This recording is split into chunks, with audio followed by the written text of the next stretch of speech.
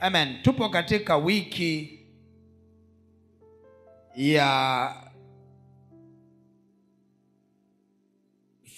ya mwisho ambapo Yesu alienda kumaliza kazi. Amen.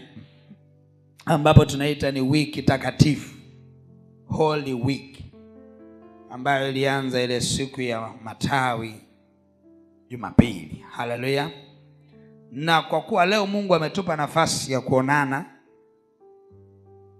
tutaenda kuangalia jambo muhimu sana. Utaandika kichwa cha somo la leo, kufanyika mwana. Haleluya. Kufanyika mwana. Tunaona moja ya mambo muhimu, ama moja ya jambo muhimu ambalo Yesu alikuja kulifanya ni kutufanya tuwe wana. Na tunapofanyika kuwa wana, tunapata kuwa warithi wa Mungu. Na hauwezi ukawa mrithi pasipo kufanyika mwana. Na hii ni dhahiri kabisa, tunajua hata wewe hakuna atakaye kuja kurithi asipofanyika mwana. Mpaka awe mtoto wako ndio anaweza akarithi. Kwa hiyo dhambi ilipoteza urithi wetu mbele za Bwana. Dhambi ilipoteza urithi wetu mbele za Bwana kupitia ile dhambi iliyofanyika pale Eden. Ilipoteza urithi wetu, na kwa sababu ilipoteza urithi, Mungu kwa kuwa aliupenda ulimwengu, akamtuma mwanae wa pekee aje ulimwenguni, kwamba kila mtu asipotee bali awe na uzima wa milele, lakini pia kurejesha urithi wa kikuhani kwa watu wa Mungu. Tulipoteza urithi. Sasa tunaona urithi ni mpaka uwe mwana. Na ndio maana leo tutaangalia mambo muhimu yanayotufanya tuwe wana. Tuwe wana ama tuwe watoto wa Mungu. Sifa muhimu zinazotufanya tuwe wana. Na leo tutaenda kuziangalia sifa 5 ambazo ukiwa nazo hizo zinakufanya uwe mtoto wa Mungu ama uwe mwana wa Mungu.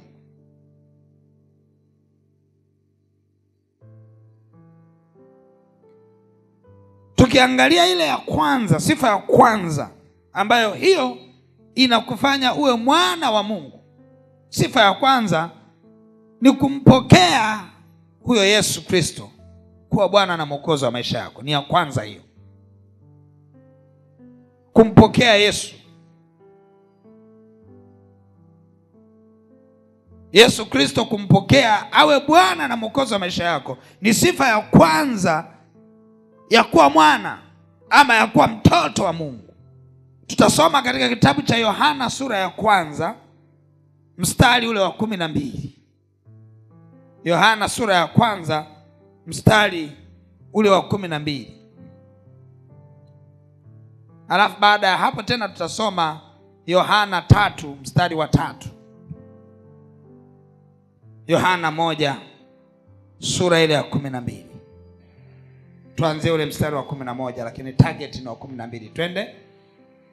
Yohana sura ya 1 mstari wa 11 mpaka 12 nasema, alikuja kwake wala walio wake hawakumpokea, bali wote waliompokea aliwapa uwezo wa kufanyika watoto wa Mungu, ndio wale waliaminio jina lake. Yes, bali wote waliompokea aliwapa uwezo wa kufanyika wana wa Mungu ama watoto wa Mungu. Tunaona hiyo ni jambo muhimu ambalo huwa linaendelea mpaka sasa. Tunaenda kuhubiri, tunaenda kumtukuza Mungu kwa kwenda kuwahubiria wenzetu, tunawapelekea injili kwa mataifa, ili na wao wanapompokea Yesu afanyike kuwa Bwana na Mwokozi wa maisha yao. Hapo tayari na wao wanapata nafasi ya kufanyika watoto wa Mungu. Haleluya. Wanafanyika kuwa watoto wa Mungu. Lakini pia tukisoma katika kile kitabu cha Yohana sura ya 3 na mstari wa 3 nasemaje? Yohana sura ya 3 mstari wa 3 nasema, Yesu akajibu akamwambia, amini amini nakuambia, mtu asipozaliwa mara ya pili hawezi kuona ufalme wa Mungu. Anasema kuzaliwa mara ya pili, na ndio maana tunaona lugha ya kuokoka, lugha nyingine huwa tunasema mtu kuzaliwa mara ya pili. Halafu Nikodemo pale ukiona anauliza, Nikodemo akamwambia, awezaje mtu kuzaliwa akiwa mzee? Aweza kuingia tumboni mwa mamaye mara ya pili akazaliwa? Yesu akamjibu, amini amini nakwambia, mtu asipozaliwa kwa maji na kwa Roho hawezi kuingia ufalme wa Mungu. Alafu mstari wa 6 anasema, kilichozaliwa kwa mwili ni mwili, na kilichozaliwa kwa roho ni roho. Kwa tunaona kuzaliwa mara ya pili kunamfanya mtu awe mtoto wa Mungu. Kwa hiyo lugha nyepesi kabisa ni kwamba kama unahudhuria ibada, hata kama unajituma kwa namna gani, hata kama unafanya shughuli zote, kama haukuwahi kuongozwa sala ya toba, bado haujazaliwa mara ya pili na haujawa mtoto wa Mungu. Haleluya. Na kama haujazaliwa mara ya pili, haujafanyika kuwa mtoto wa Mungu, automatically wewe sio mrithi. Na ndio maana ukuta kuna nyakati nyingine huwa tunapata shida sana kuwaombea watu ambao hawajampa Yesu maisha yao. Panapata shida sana, kwa sababu unakuta kuna watu wanahitaji vya Yesu lakini hawamhitaji Yesu. Watu wa namna hii tunaona hata Yesu alikutana nao waliokuwa wanahitaji uponyaji, lakini bado wao sio wa Yesu. Akawaambia kwamba chakula cha watoto siwezi kuwapa mbwa. Maana yake nini? Lazima uwe wa Yesu, uwe mtoto ili ule chakula cha watoto. Na uponyaji, Biblia inasema uponyaji ni chakula cha watoto. Kwa ili utembee kwenye uponyaji lazima ufanyike kuwa mtoto wa Mungu. Lazima umpokee Yesu kuwa Bwana na Mwokozi wa maisha yako, ili uwe mrithi wa baraka za Mungu, ikiwa pamoja na uponyaji, ikiwa ni pamoja na kuinuliwa, ikiwa ni pamoja na kutajirishwa. Yote aliyoyalipa Kristo Yesu pale msalabani yanapatikana kwa kumpokea yeye. Haleluya. Usije ukatarajia aliyofanyika msalabani nje ya kumpokea yeye, kwa sababu kuna watu wanayataka ya msalabani lakini bado anaona kupeleka maisha yao msalabani muda haujafika. Wanataka waendelee na maisha mengine, wanataka waendelee na kawaida ya ulimwengu huu, wanataka waendelee kumtumikia yule mkuu wa uweza wa anga, zile roho zitenazo kazi hata sasa na wana wa kuasi. Anataka aendelee kutumika na Lucifer na malaika zake, lakini anatamani uponyaji wa msalabani. Hapo ndipo inapokuwa ngumu. Ukitaka kupokea uponyaji wa msalabani lazima ufanyike kuwa mwana. Haleluya. Lazima uwe mwana ndio upokee uponyaji wa msalabani. Bwana Yesu asifiwe sana. Haleluya. Shalom. Lazima ufanyike kuwa mtoto wa Mungu. Amen. Usipofanyika kuwa mtoto wa Mungu hauwezi kupokea baraka za Mungu. Unapompa Yesu maisha yako unafanyika kuwa mtoto wa Mungu. Amen. La pili, kumpendeza Mungu. Sifa ya kuwa mtoto ni kumpendeza Mungu. Tunaona Yesu alionyesha yeye mwenyewe sifa za mtu kuwa mtoto wa Mungu, kwa sababu alipokuja alikuwa akimwangalia Baba, Na tunaona moja ya sifa aliyoionyesha Yesu kwa Baba kwamba yeye ni mwana, alikuwa akifanya yote akimpendeza Baba. Kwa hiyo mtu yoyote anayetaka kuwa na sifa za kuwa mtoto wa Mungu, lazima kila anachokifanya cha kwanza kiwe ni kwa ajili ya kumpendeza Baba. Haleluya. Mapenzi yako yafe ili mapenzi ya Mungu yasimame. Wewe tayari unakuwa una sifa za kuwa mtoto wa Mungu, ukiruhusu mapenzi ya Mungu, ukifanya kwa kumpendeza Baba. Haleluya. Tukisoma katika kile kitabu cha Yohana sura ya 8 mstari wa 29. Yohana sura ya 8 mstari wa 29 inasema, ndiyo, naye aliyenipeleka yu pamoja nami, hakuniacha peke yangu, kwa sababu nafanya siku zote yale yampendezayo. Anasema ya kwamba naye aliyenipeleka yu pamoja nami. Nani huyo? Nani huyo? Mungu yuko pamoja na nani? Anasema naye aliyenipeleka yu pamoja nami, hakuniacha peke yangu, kwa sababu nafanya siku zote yale yampendezayo. Ukitaka Baba asikuache hata siku moja, unatakiwa ufanyaje? Fanya rudia. Nimesema hivi, ukitaka Baba asikuache hata siku moja, lazima ufanye nini? Yale yampendezayo. Yesu akasema ya kwamba aliyenituma, ambaye ndio Baba, hakuniacha. Kwa sababu katika hatua zote alizokuwa akizifanya Yesu, alikuwa akifanya kuyatimiza mapenzi ya Baba. Na ndio maana kuta kuna nyakati ambazo mapenzi yake yalikuwepo, lakini aliyaweka chini akayainua mapenzi ya Baba, kwa sababu ya ile sifa za kuwa mwana. Haleluya. Amen. Sifa za kuwa mwana lazima uyafanye mapenzi ya Baba. Amen. Haijalishi unafanya kazi gani.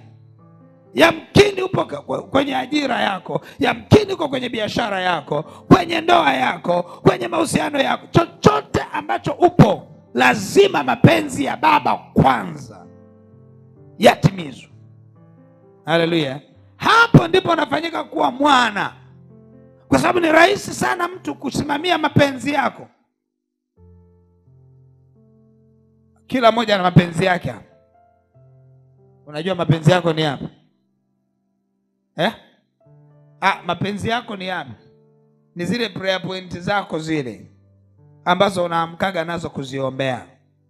Ni zile haja za moyo ambao huwa unaendaga nazo mbele za Bwana kwa maombi. Ni zile ambazo huwa unaendaga nazo kwa mchungaji, kumwambia mchungaji, nina changamoto 1 2 3, ninaomba unisaidie tuombe pamoja. Zile huwa ni mapenzi yako. Katikati ya yale mapenzi yako yapo mapenzi ya Mungu, ambayo hata Yesu aliwafundisha mitume wake, akasema mnaposali hakikisheni salini ya kwamba mapenzi yako yatimizwe hapa duniani kama mbinguni. Yapo mapenzi ya Mungu, yapo mapenzi ya mwanadamu. Hata Yesu alikuwa ni mwanadamu kama sisi, lakini alipokuwa hapa duniani alikuwa na mapenzi yake mwenyewe ambayo angeweza kuambatana nayo, lakini aliona ya kwamba si kitu, akaambatana na mapenzi ya Baba kwa sababu ya ile sifa ya kuwa mwana. Amen. Haleluya. Amen. Hata wewe ukitaka wewe na sifa ya kuwa mwana, ni lazima mapenzi yako yafe, ya Baba yanyanyuke. Amina. Haleluya. Amen. Ukisoma na katika Mathayo ile sura ya 26. Mathayo sura ya 26 mstari wa 39. Akaendelea mbele kidogo. Ndio. Akaanguka kifulifuli. Akaomba akisema, Baba yangu, ikiwezekana kikombe hiki kiniepuke, walakini si kama nitakavyo mimi, bali kama utakavyo wewe. Baba yangu, ikiwezekana kikombe hiki kiniepuke. Haya, kikombe kuepuka ilikuwa ni mapenzi ya nani? Ya Yesu. Aliutazama msalaba, akayaona yanaenda kutokea kama mwanadamu, sio kama Mungu, kama mwanadamu alichungulia kama Mungu, kwa sababu aliweza kuona mambo yajayo, lakini maumivu aliyasikia kama mwanadamu. Yesu alikuwa na maumivu kama unavyoyasikia wewe. Uungu wake haukuruhusu ufiche maumivu. Haukuruhusu ufiche maumivu. Kwa sababu ni rahisi sana mtu kusema hata mijeredi uliopigwa wewe si Mungu ulikuwa unaipoza kwa upako. Hakuruhusu. Na ndio maana Biblia inasema kwa kitambo kidogo aliachwa. Mungu alimuacha kwa kitambo kidogo ili ayabebe maumivu yale kama mwanadamu. Kama mwanadamu. Na alipoona yale maumivu yanayokuja mbele, akamfuata Baba akamwambia, Baba, ninajua wewe ni Mungu. Unaweza kubadilisha mambo wakati wowote. Je, unaweza ukafanya hichi kikombe kiniepuke? Lakini akasema si mapenzi yangu bali mapenzi yako yafanye nini? Yatimie. Haleluya. Kwa tunaona hayo ni mapenzi ya Mungu, kwamba lazima aelekee msalabani. Na ndio maana alipokuwa anamlilia Mungu mapenzi yake yatimizwe, Mungu alikaa kimya ili mapenzi yake yapishe afanye nini? Yatimie. Haleluya. Ukisoma katika kitabu cha Yohana sura ya 11,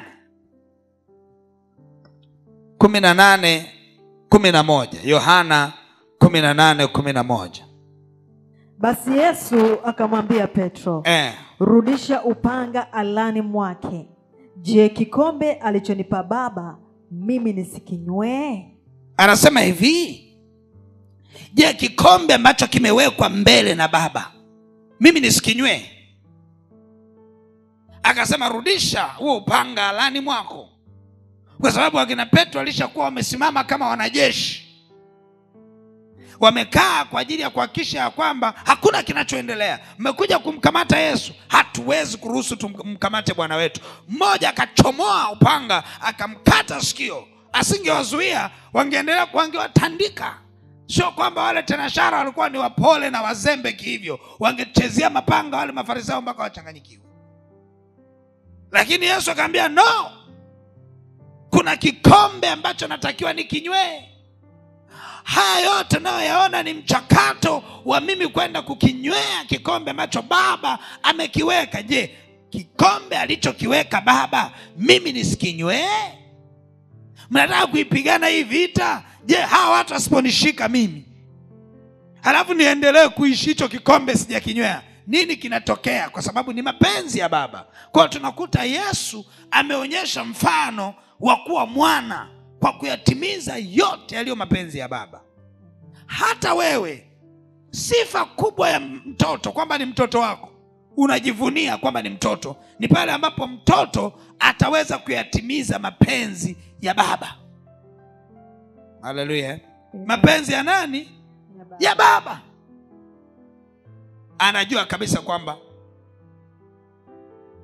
ukikosea Baba anataka ufanyaje? Usemaje? Mapenzi ya Baba, ukikosea uombe nini? Sasa sikiliza nikwambie kwa taarifa yako. Kutenda dhambi ni jambo la kwanza. Kuomba msamaha ni jambo la pili la muhimu sana. Mungu anaangalia umetenda dhambi, ndio. Kurudi na kumwambia Baba nisamehe, hiyo ni sifa ya kuwa mwana. Haleluya. Umetenda dhambi afu umekaa kimya, unapoteza sifa ya kuwa mwana. Muda mwingine kama mtoto unakosea kosa ambalo ukiliangalia unasema huyu acha nimpige. Mungu anataka nimpige, lakini wacha tusubirie. Anasema naomba Baba unisamehe, naomba Baba unisamehe, naomba unisamehe.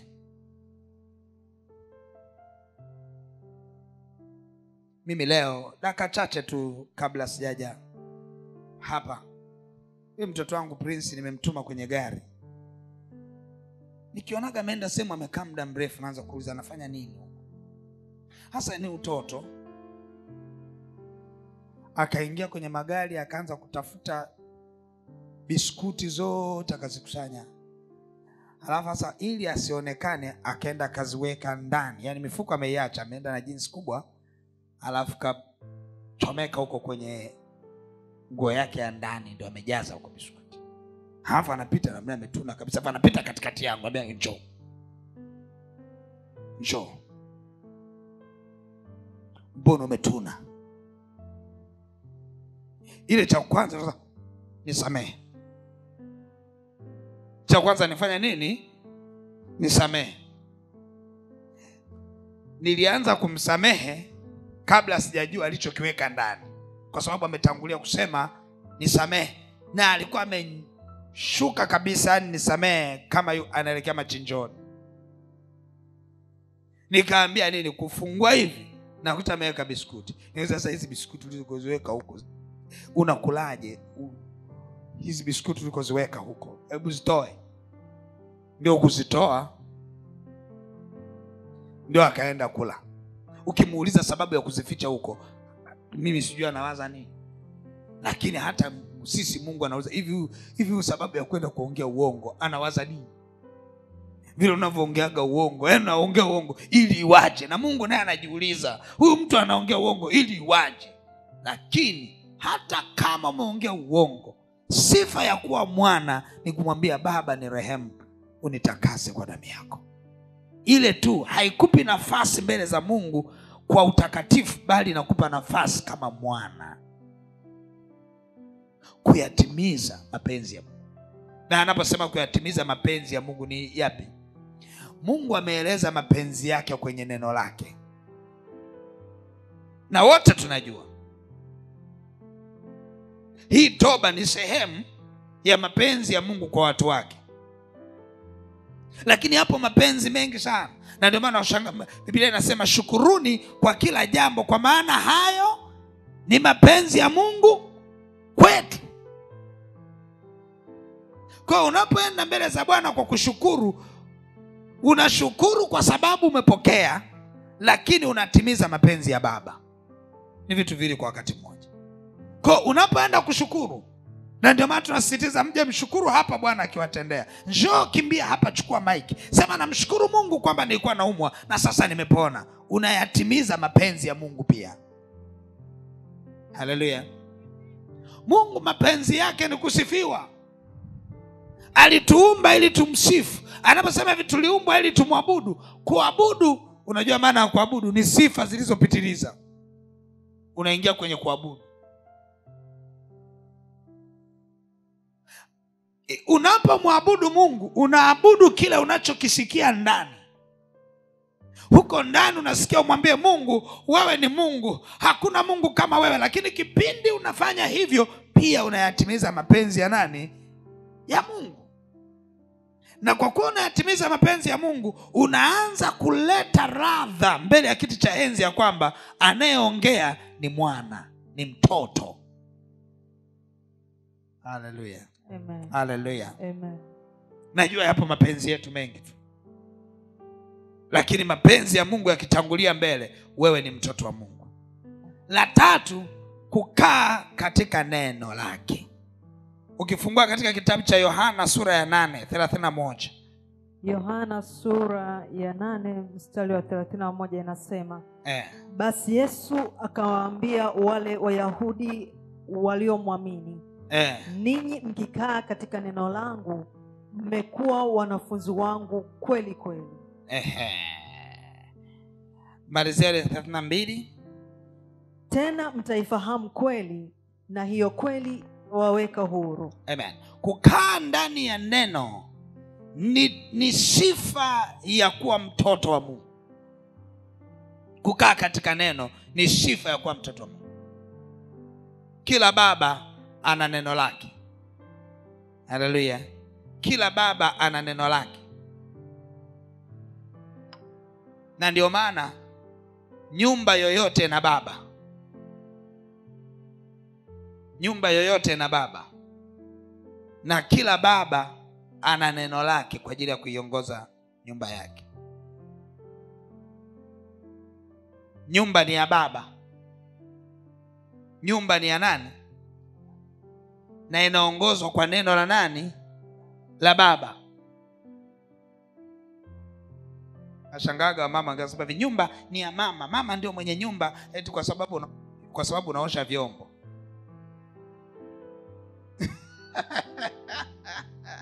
Wa mama nao kwa kujitia moyo. Sikia, nyumba ni ya nani? Na nyumba ni neno linaloongoza nini? Nyumba. Lipo neno la baba. Yoyote atakayekaa kwenye lile neno anakuwa mtoto. Haleluya. Yoyote atakayekaa kwenye lile neno anakuwa nani? Akikanja lile neno anapoteza sifa ya kuwa mtoto. Na ndio maana kila nyumba ina neno lake kutoka kwa baba. Na ndio maana kuna wababa wazuri na wababa wahovyo. Mimi nimeshashuhudia.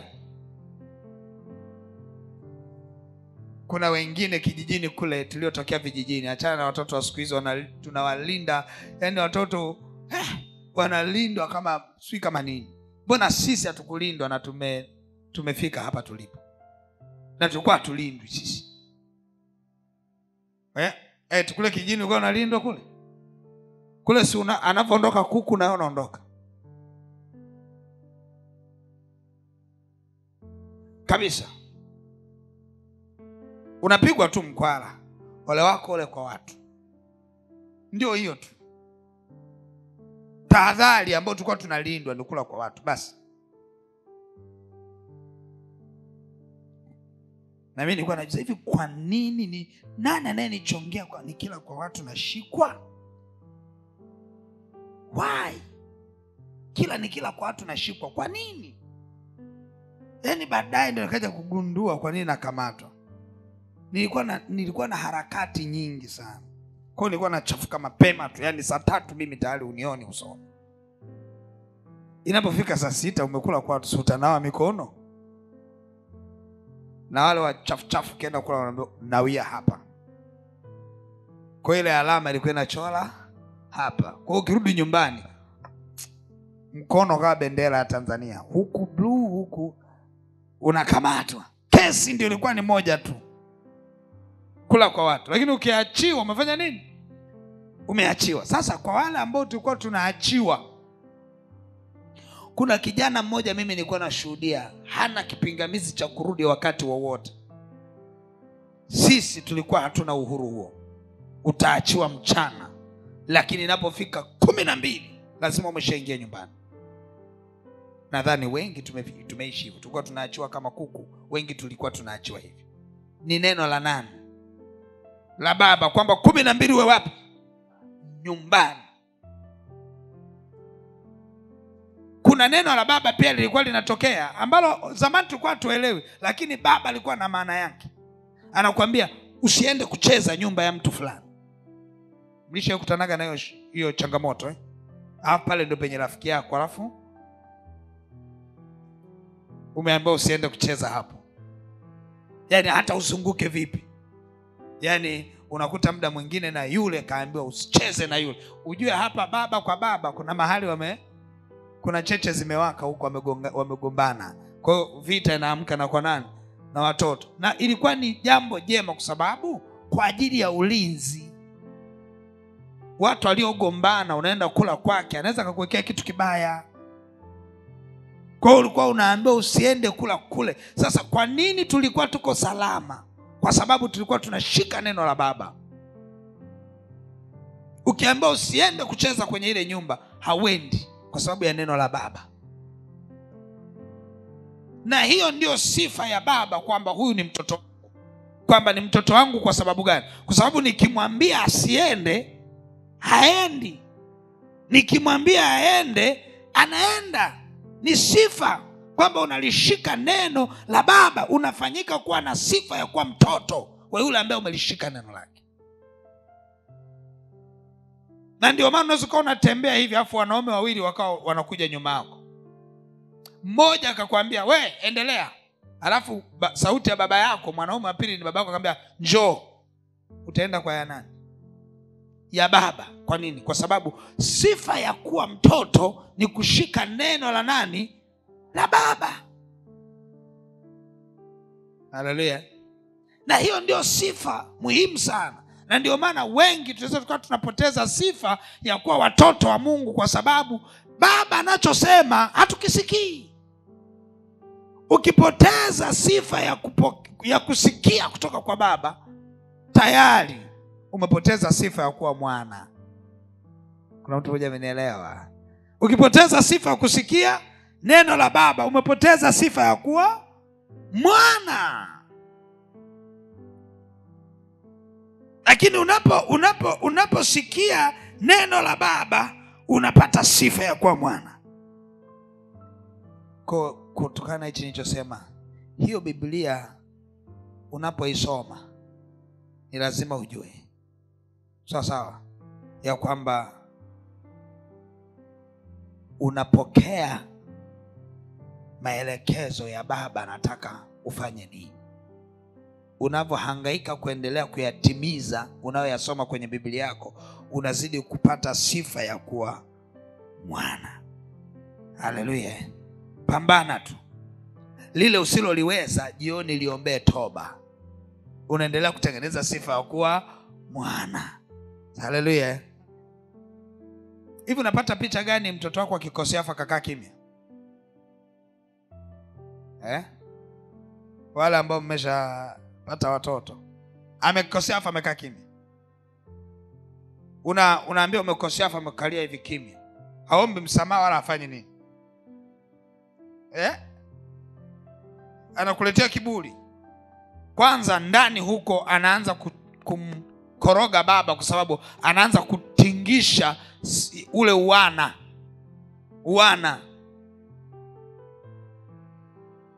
Na ndio maana unaweza kupigwa kipigo ambacho sio cha uwana, kama cha mwizi.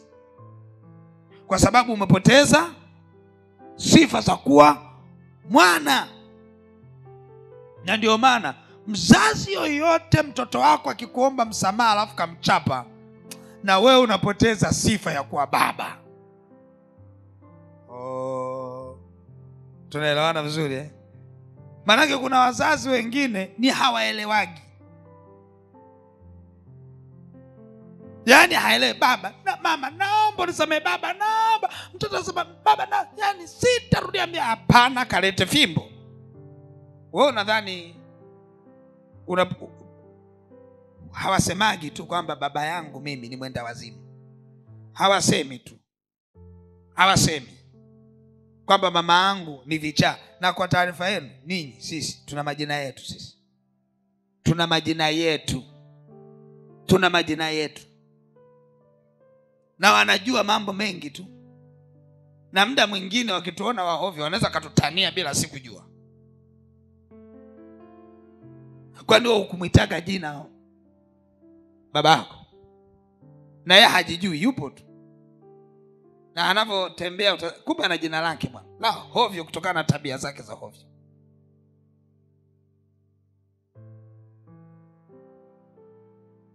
Hata mimi nilishtuliwa siku moja na mke wangu akasema, hivi najua hicho anachokiongea wanakusema wewe.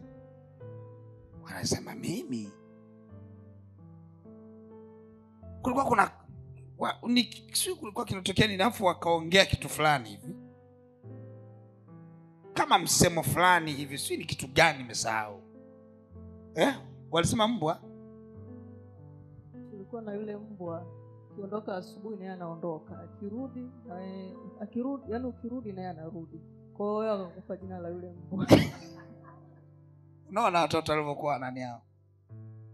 Kwamba tunaondoka na mbwa. Kuna mbwa mmoja tukiondoka naye anaondoka. Tukirudi naye anarudi. Na hawakuwahi kuniambia. Kwa sababu ningewashika namna hii. Lakini kumbe watoto huyu mzee mbona anaondokaga tu alafu hata kurudi anarudi. Unaondoka na ratiba za mbwa, ukapewa na jina la nani? Lakini hawakuambii. Na juzi hapa mdogo ule ndo akawasemea, maana yake alisema kwa sauti. Si kuna msemo gani wewe unasemwa nimeusahau, sio wanausema ukifanya sio nini wanataja hilo jina. Wanaimba sio wanafanya nini. Mama akaniambia akasema, yaani hii ina maana kwamba ukifanya nini si ndio wanakuimbia hivyo. Kasongo. Mimi nimekaa hivi nashangaa wanaimba hapo nyuma. Mimi nikajua wanajiimbia tu. Mama ndo akasema, sio wanakuimbia tu, wanakuimbia wewe. Kawageukia. Nikasema sawa. Kwa unaweza kuwa unawasupport, kumbe unadhani wanaimba, kumbe wanakuimbia wewe. Sasa nikigeuka hivi wanakaa kimya, nikirudi wanaendelea kuimba. Kwani huu wimbo gani ambao nikigeuka wanakaa kimya? Kumbe kuna kitu amekiona, wanaanza kuniimbia hivyo. Ni watoto.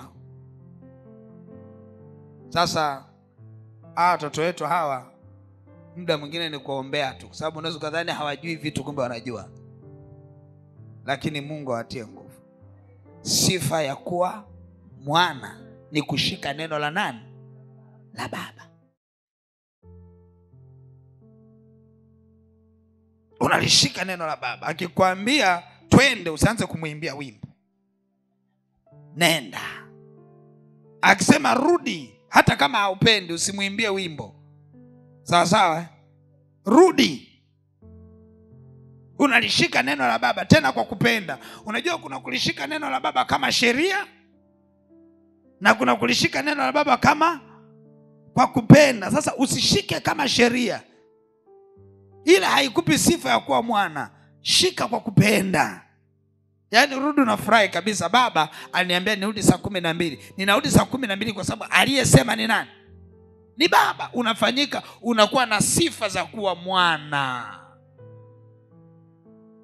Haleluya. Sifa za kuwa mwana. Kushika neno. Na ndio maana kuna watu hapa huwa wanakosa connection na mimi, kwa sababu wengi wananiita baba baba baba, lakini ukimwambia fanya jambo fulani hafanyi. Kwa hiyo haijalishi unamuita baba, lakini unaweza kukosa sifa za kuwa mwana kwa sababu hulishiki neno. Na siku utakapokuja unakuta mimi sina vile vitu vya kukusaidia kukuhudumia, kwa sababu tayari umepoteza sifa. Kuna mtu mmoja anaelewa? Ukiniita baba, baba sio jina. Baba nikikwambia njoo, unalishika neno. Unafanya nini? Unakuja. Kuna watu hapa ni watoto kweli kweli hapa. Yaani ukimwambia neno moja amelishika mpaka mwisho. Kuna mwingine anadhani ya kwamba unamwambia njoo haji, alafu anakuja siku anayotaka, anataka umwambie la siku hilo uliyomwambia njoo, huwa anamwambia nenda. Sina, nenda.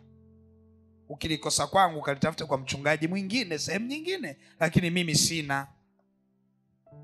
Kwa sababu sifa ya kuwa mwana, uhudumiwe kama mwana, lazima ujue kulishika neno. Ukiambiwa rudi, rudi. Nenda, nenda. Haleluya. Na muda mwingine unabarikiwa kutokana na kushika neno. Baraka zinakuja za baba kwa mwana. Kufanyika mwana kuna baraka pia.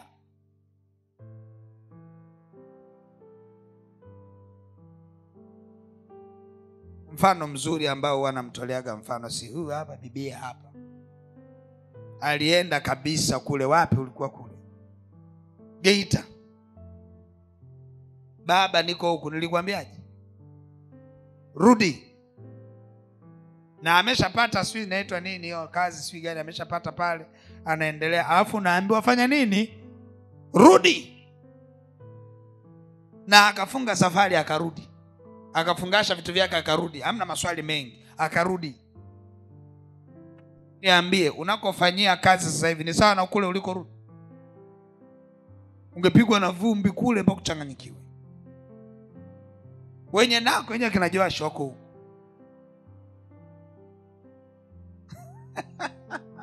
Wewe uende kule. ungempata Elia kule.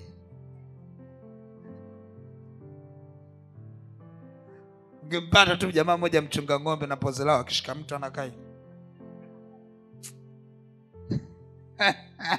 Sasa hivi unaona maisha unapulizwa na upepo wa Dar es Salaam. Lakini kikubwa zaidi, una mahali pa kuabudia ambapo roho yako haiwezi kurudi nyuma. Sijasema huko ni mbaya, natania tu, ni utani wa kawaida. Lakini kikubwa ni kwamba ile tu kusema njoo, kwa sababu kule haikuwa hatima yako. Kuna mwingine ningemwambia baki huko huko kwa sababu ndio hatima yako. Nina watoto pia wa kiroho huko Geita. Kuna wengine wanachimba madini kule. Na hata nilipoenda kuna mmoja aliniletea madini, akanipa zawadi. Yupo kule. Wengine wako kokoros wapi huko. Lakini huko anaendelea. Sio kubaya, lakini kwa wewe hatima yako haikuwa kule. Hatima yako ilikuwa ni wapi? Ni huku. Ndio maana nikakwambia rudi. Ungesema hili neno linataka la mchungaji nataka kunichelewesha. Sasa hivi ungekuwa unaendelea kule na usingekuwa unalipwa chochote. Na ulivyorudi tu nakumbuka ukurudi salama pia. Umerudi na vikorokoro vya Geita. Tukaviweka mkono vikaondoka. Kisha uko free, unaendelea na maisha yako. Safi kabisa. Umenawiri. Nini maana yake? Kulisikia neno ndio sifa ya kuwa mwana. Utafanyika mwana utakapolisikia nini? Neno na kulitii. Haleluya. Jangapi ya nimekwambia? Ya nne. Kuwa na Roho Mtakatifu ni sifa ya kuwa mwana. Kuwa na Roho Mtakatifu na kutembea katika Roho ni sifa ya kuwa mwana. Tafungua kitabu cha Warumi sura ile ya 8 mstari wa 14. Warumi sura ya 8 mstari wa 14 unasema, kwa kuwa wote wanaoongozwa na Roho wa Mungu hao ndio wana wa Mungu. Kwa kuwa wote wanaoongozwa na Roho wa Mungu hao ndio wana wa Mungu. Sikiliza nikwambie, Roho Mtakatifu ni kiongozi wa wana wa Mungu. Kiongozi wa wana wa Mungu ni Roho Mtakatifu. Mungu anawaongoza watu wake kwa Roho yake. Ukikubali kutembea kwenye uongozo wa Roho yake, wewe unakuwa na sifa ya kuwa mwana ama kuwa mtoto wake. Mungu ni utawala. Mungu ni utawala, na katika kona ya kuwaongoza wana wake, Roho wake ndio anayewaongoza wana wake. Roho ya Mungu inawaongoza wana wa Mungu.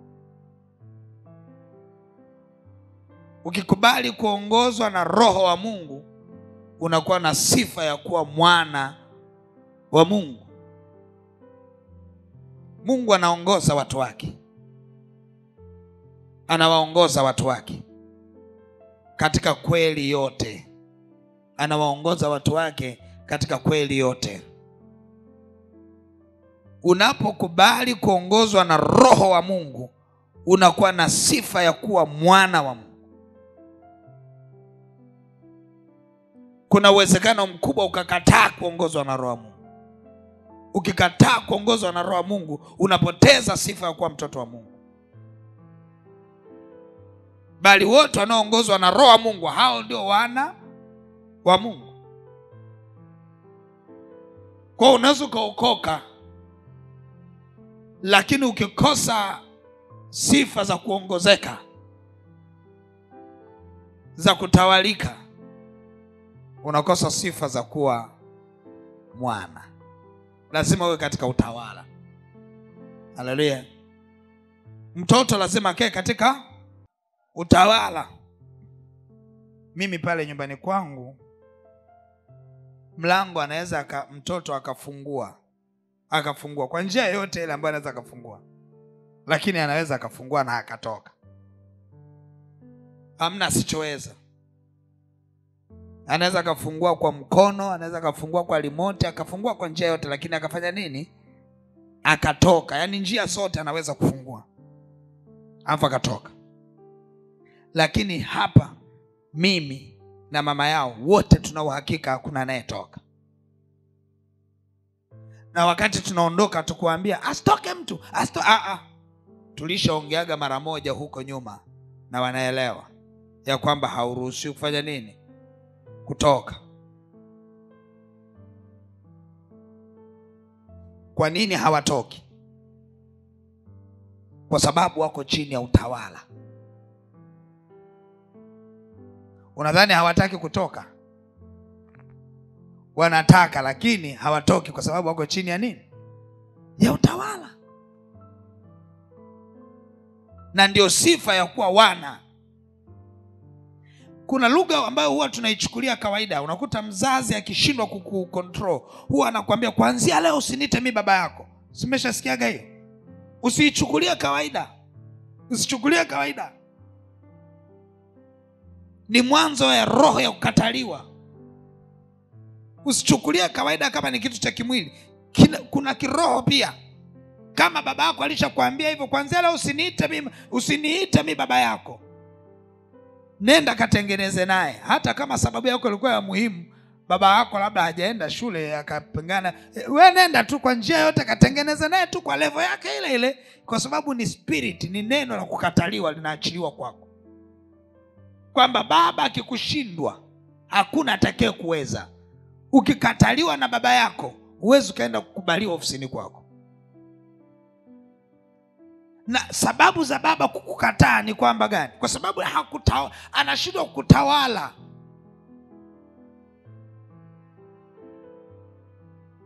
Na baba yetu sisi ni roho, anatutawala kupitia roho yake. Na ametangaza wazi ya kwamba ukikaa katika utawala wa Roho Mtakatifu ndipo utafanyika kuwa mtoto wa Mungu. Bali wote wanaoongozwa na roho ama wanaotawaliwa na roho wa Mungu, hao ndio wana wa Mungu. Kwa kuna nyakati roho wa Bwana anakuambia usifanye kitu fulani, usiende, achana na huyo, nenda hapa, huko usiende. Unavozidi kutii utawala wa Roho Mtakatifu ndivyo unazidi kuwa mwana, una sifa za kuwa mwana. Haleluya, haleluya. Wewe unadhani kwa nini siku hizi hamna mtu, yani Mungu anataka tutawale. Yeyote aliyepewa utawala anataka kutawala.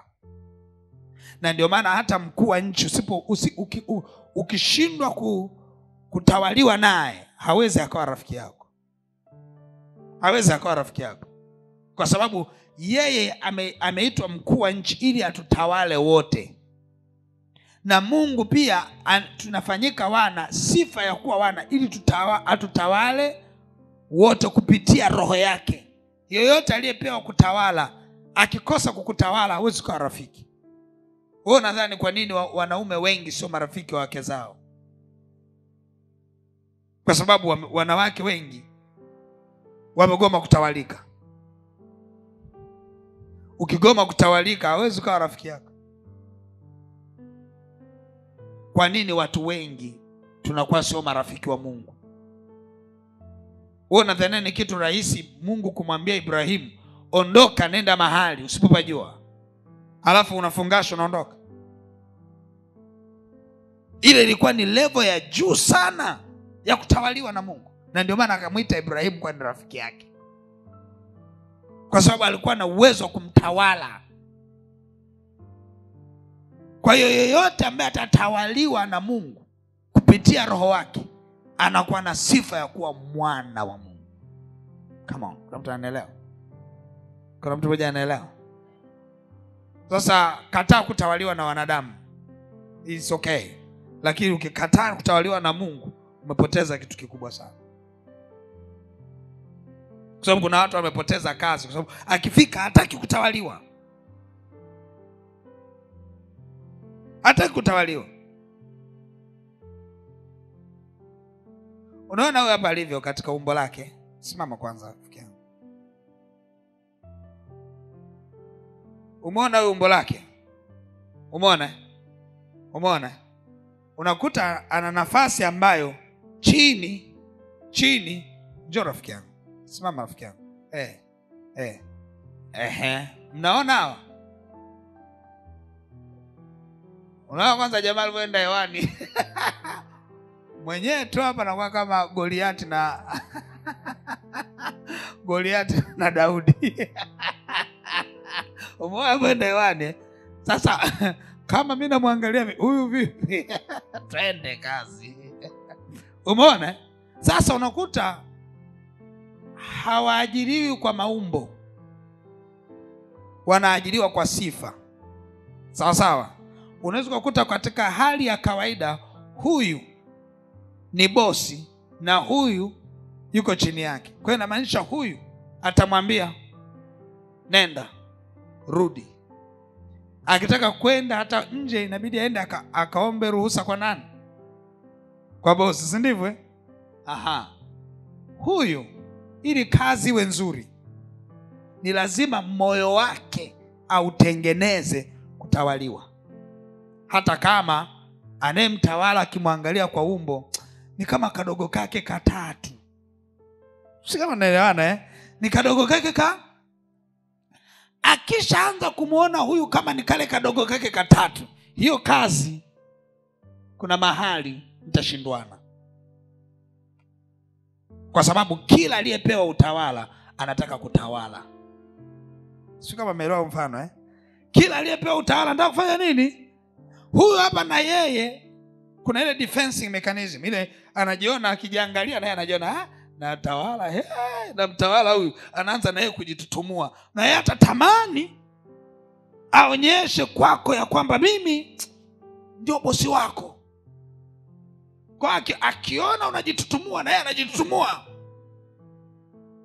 ukisubiri kidogo anafyeka mshahara kidogo ili nywele zikusimame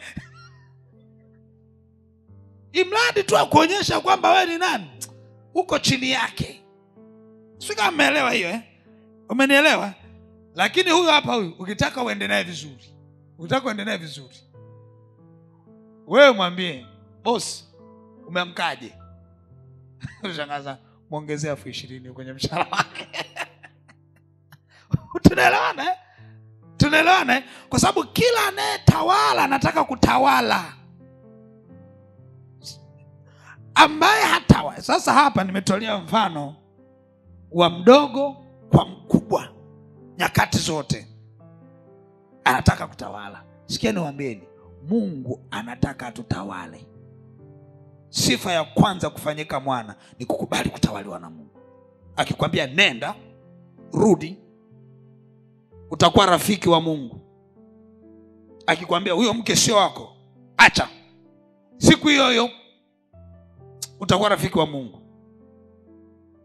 Akikwambia hiyo kazi acha, siku hiyo unaacha, unakuwa rafiki wa Mungu. Hivyo ndivyo ambavyo Mungu anataka. Kila mtu anayetawala anataka kutawala. Vita nyingi kwenye hata ndoa na mahusiano ni utawala tu, asikudanganye mtu. Vita nyingi ni utawala. Kwa sababu kuna makabila hayatawaliki, yaani automatically tu hayatawaliki. Watu wa namna hiyo ukitaka acha waone wao wenyewe, hawatawaliki. Asanteni sana kwa kuonyeshwa mfano huo. Asante sana. Kuna makabila hayatawaliki. Kwa hiyo ukitaka ndoa yenye amani, mwacha akamtafute wa kabila lake. Sawa sawa. Wewe mtafute mwanamke ambaye unaweza kufanya nini? Kumtawala. Utampenda, atakuwa wa thamani. Kwa sababu kila mtawala anataka kutawala. Hakuna mtawala anayetaka kutawaliwa. Mungu anataka akisema nenda, unafanya nini? Biblia inasema mara ngapi Roho Bwana anatusemesha ndani yetu, nenda kwenye ibada, nenda kwenye ibada. Kengele inapiga nenda kwenye ibada, nenda kwenye ibada, na hauji. Unaweza kaona kama ni kitu cha kawaida, lakini nikuhakikishie unapoteza sifa ya kuwa mwana. Kwa sababu jinsi ambavyo Roho Bwana anakuambia nenda hauendi, nenda hauendi, nenda hauendi, unakaa kwenye status ya kwamba hautawaliki. Na kama hautawaliki unapoteza sifa ya kuwa mwana, na ukipoteza sifa ya kuwa mwana unapoteza na urithi pia. Na ndio maana ukuta muda mwingine unaomba lakini unaonekana we ni mbwa unaomba chakula cha watoto. Kwa kutokuelewa unaendelea kufunga, na funga 3 kavu. Mbwa amefunga 3 kavu. Anataka chakula cha nani? Cha watoto. Sikiliza nikwambie, kama sio mwana na unafunga kwa jambo lolote, ni mbwa amefunga, anataka chakula cha nani? Ili uweze kupokea chakula cha watoto, condition ya kwanza lazima ufanyike nini? Mwana. Ndio utapokea chakula cha watoto kutoka kwa Bwana. Kwa kuna aina ya maombi kabla hujaomba. Kimbia kwa mbwa ambaye amefunga siku 21. Mbwa amefunga siku 21, anataka chakula cha nani? Kuna mtu anaelewa? Mwambie jirani, ogopa kwa mbwa. Mwambie jirani, yani kwa mbwa ni very simple. Be very careful.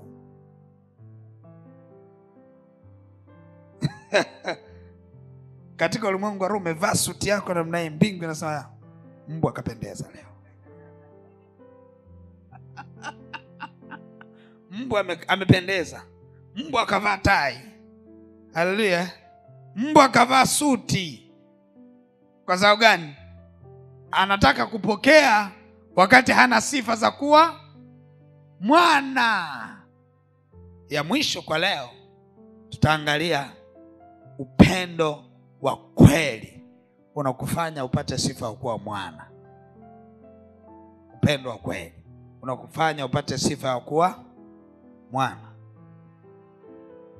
Tukifungua waraka wa kwanza wa Yohana sura ya 4 mstari wa 7.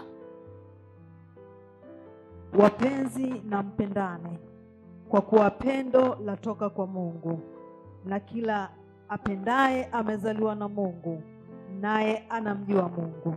Aha. Kila apendaye amezaliwa na nani? Na Mungu, naye amjua.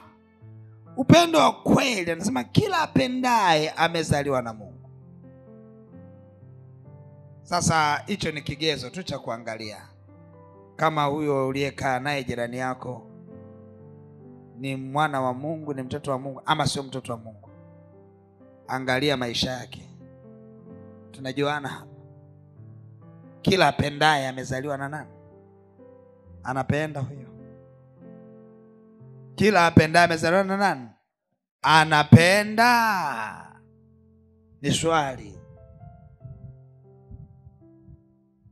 Upendo wako ndio unaoweza kuonyesha kwamba wewe ni mwana wa Mungu ama sio mwana wa Mungu. Bahati nzuri sana hii hadi kwa watoto tunawafundisha. Kwa kuna muda mwingine unajichanganya tu na watoto, na wenyewe wana elimu hii, wanajua kabisa baba sio mwana wa Mungu. Wanaelewa mama sio mwana wa Mungu. Wanakaa tu kimya. Wanakaa tu kimya.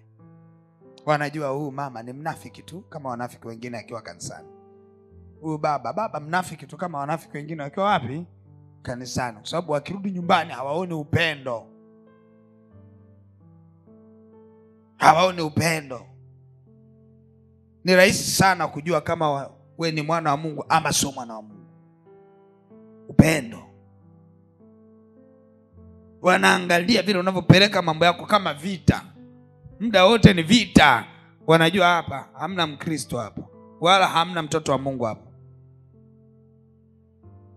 Kwa sababu upendo ni kigezo. Kila anayependa amezaliwa na Mungu. Na ndio maana hata kazini, hata kama kazi yako ina mazingira magumu yanayotakiwa command, lazima command zako ziwe ndani zina upendo. Watamuona mtoto wa Mungu ana command. Lakini kama hakuna upendo, huwezi kuonekana kama ni mtoto wa Mungu hata ukiwa kwenye kazi. Lazima kuwe kuna element za upendo kwenye kila unachokifanya.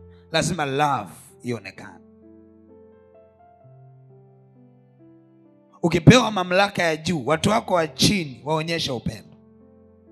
Watakushuhudia kwamba wewe ni mtoto wa Mungu. wao wenyewe, hutaenda kujitambulisha, wao wenyewe. Kwa nini unafika ofisi fulani unauliza eti bosi fulani tunasali naye? Unasali naye kanisa gani? Yaani anaanza ni kanisa gani huyo? Bosi ambaye akiona mtu amefukuzwa anafurahi mpaka wana toast, wanaenda kununua wana toast. Cheers! Kisa mtu amefukuzwa. Wanauliza ndio mwana wa Mungu? Kama huwezi umia na wanaoumia, wewe sio mwana wa Mungu, kwa sababu hamna upendo. Upendo, dalili za kwanza, mtu anaumia na wanaoumia, anafurahi na wanaofurahi, ni dalili ya kwanza ya kwamba huyu mtu ana upendo na ni mwana wa Mungu. Kama kuna mtu ananielewa? Kuna mtu ananielewa? Upendo wa kweli. Upendo wa kweli. Kujali, kuthamini ni dalili za kwamba umezaliwa na Mungu. Kama hauna upendo, wewe unaangalia tu. Watu wakianguka wewe unacheka. Hamna Mungu hapo. Na wala sio mwana wa Mungu. Si watu tunanunua mizani tunaiweka nyumbani. Okay, kuna wengine tunanunua mizani tunaiweka nyumbani, si ndio? Unajipima kilo asubuhi. Hapo jioni unajipima kilo, si ndio?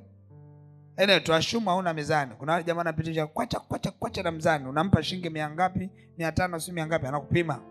Si ndivyo? Ukijipima si unawaambia naomba niangalizie hapo. Hawatakaje hata uangalie. Unaweza kupunguza kilo za kichwa. Unaangalia hivi afu naambia naomba fanya nini? Wanakuambia una kilo ngapi?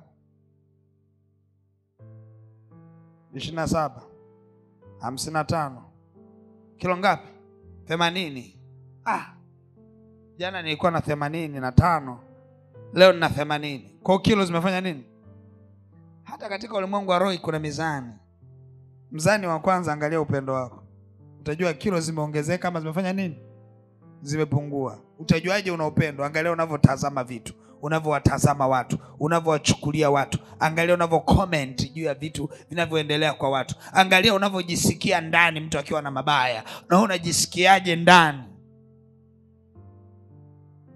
Ukiwa na Mungu una upendo. Ukiwa na Mungu na nini? Mtu mmoja aliingia hapo ofisini Alhamisi iliyopita.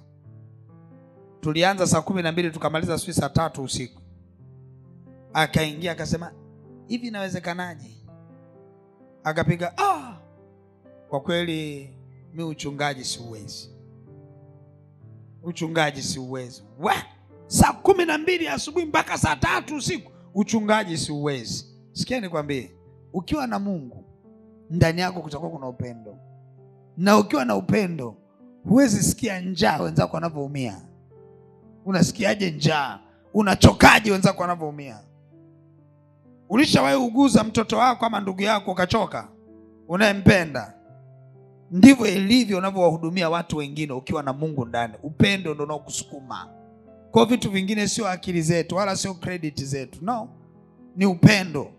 Hali ya ukiwa na Mungu ndani lazima uwe na upendo ndani.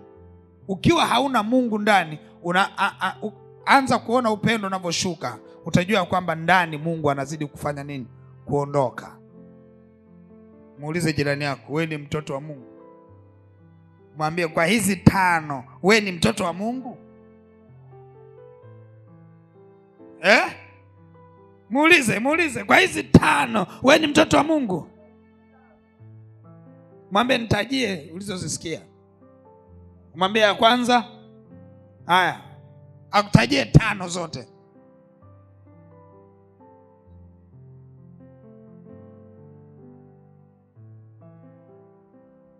Mtu ambaye umwambia sema, yeye anauliza tukitoka hapa napanda gari za Gongo la Mboto ama za hapa. Ujue huyo usikae naye tena wiki ijayo, sawa?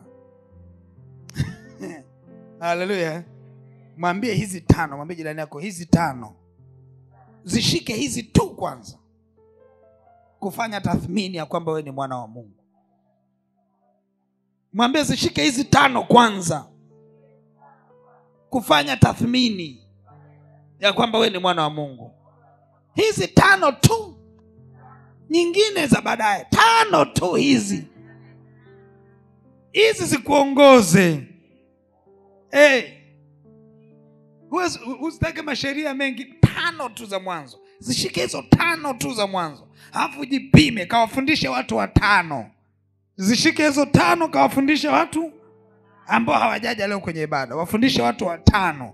Ile ya mwisho utakuwa umeshashinda. Upendo kizuri unakula na mwenzako. Nenda kamfundisha watu wangapi? 5. Mungu abariki sana. Unaweza ukasimama sasa kwa miguu yako.